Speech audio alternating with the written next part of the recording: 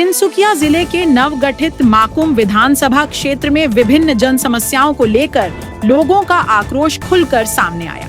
माकुम दुर्गा पूजा मंडप परिसर में माकुम आंचलिक छात्र संस्था के तत्वावधान में आयोजित नागरिक सभा में क्षेत्र की बदहाल स्थिति पर गंभीर चिंता व्यक्त की गई। सभा में विभिन्न संगठनों के प्रतिनिधि, समाज सेवी, शिक्षक, पत्रकार और स्थानीय नागरिकों ने भाग लेकर आरोप लगाया कि विकास के नाम पर माकुम क्षेत्र लगातार उपेक्षा का शिकार हो रहा है। सभा के दौरान जर्जर सड़कें, गंदे नाले, शुद्ध पेयजल की कमी तथा अन्य बुनियादी सुविधाओं के अभाव को लेकर लोगों ने नाराजगी जताई। वक्ताओं ने कहा कि इन समस्याओं के कारण आम लोगों का जीवन प्रभावित हो रहा है। इस अवसर पर आंसू के संगठन सचिव जितेंद्र चुतिया ने कहा कि नया विधानसभा क्षेत्र बनने के बावजूद समस्याएं पुरानी और गंभीर बनी हुई हैं। उन्होंने सरकार से जल्द समाधान निकालने की मांग करते हुए चेतावनी दी कि यदि शीघ्र कदम नहीं उठाए गए तो व्यापक जन आंदोलन शुरू किया जाएगा।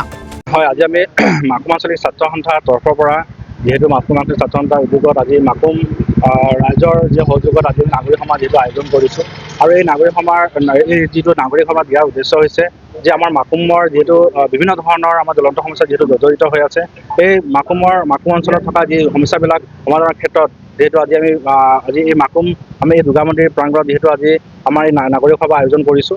আমি আমাৰ এই মাকুম অঞ্চলত যেহেতু বিভিন্ন ধৰণৰ সমস্যা যেহেতু জড়িত হৈ আছে, যেনে আপোনালোকে জানে যে আমাৰ যি মূল সমস্যা হৈছে আমাৰ যান জঁটৰ সমস্যা।